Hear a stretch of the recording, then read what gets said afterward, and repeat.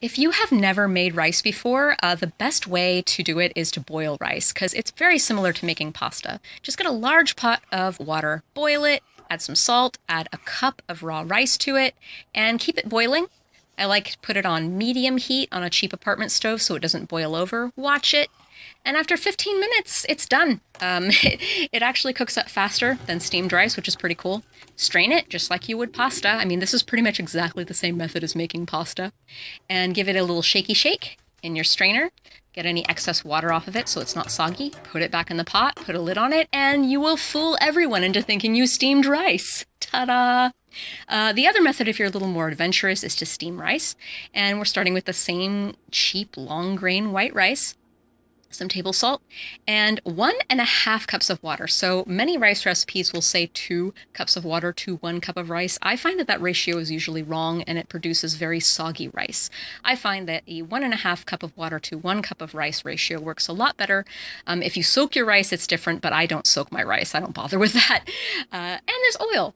Also worth noting, you could just use a rice cooker, you know, if you have that, but this video is for people who don't have rice cookers. But you do need a pot, one with a lid that fits, and if you don't have a lid that fits, use a saucepan or a pie tin or something. As long as it covers the entire pot, you're good.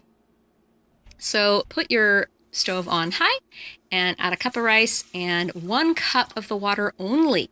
This is very important. So I will explain in a minute why it's very important that you reserve a 1/2 cup of room temperature water out of that pot.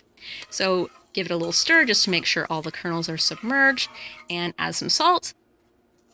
And now I'm going to explain why I reserved a 1/2 cup of water. So this stove that I'm cooking this rice on, it is a terrible, low-quality apartment stove, and it's probably quite similar to your stove. Most Americans have terrible, poor-quality stoves. So these burners, they take forever to cool down. If you had it on high and then you put it on low, it takes forever to cool down, and that will mess up your rice when it's cooking. So I reserve that 1/2 cup of room temperature water because once this water comes to a boil, I'm going to pour that water in to cool it down that much faster to simulate a better stove. I found that that just works so much better for rice. I'm adding a little bit of oil. I usually don't do this. You don't have to do this, but it helps keep your kernels separate, which usually if you're cooking long grain white rice, that's what you want. You don't want your rice to stick together.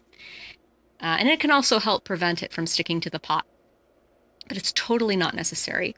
And now we just have to wait for it to come to the boil. And so we're going to watch this pot, and we're going to defy the laws of physics by watching the pot and watching it come to a boil. I know, we can do it. Let's prove everyone wrong. Let's watch this pot boil. Oh, there it goes. It's simmering. It's starting to boil. I think we're doing it. Oh my goodness, it's a breakthrough. We're watching this pot and it is boiling. Look at that.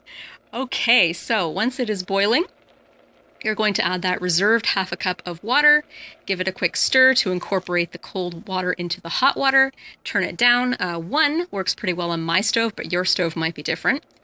And cover it with that lid and steam it for about 20 minutes, and it'll be done. That's pretty much all there is to it with steamed rice. And behold, it's white, steamy, ricey goodness.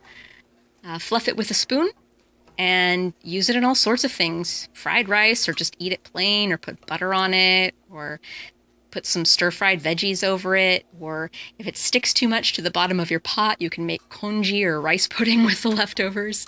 And I hope that you're not scared of making rice anymore if you're a total beginner.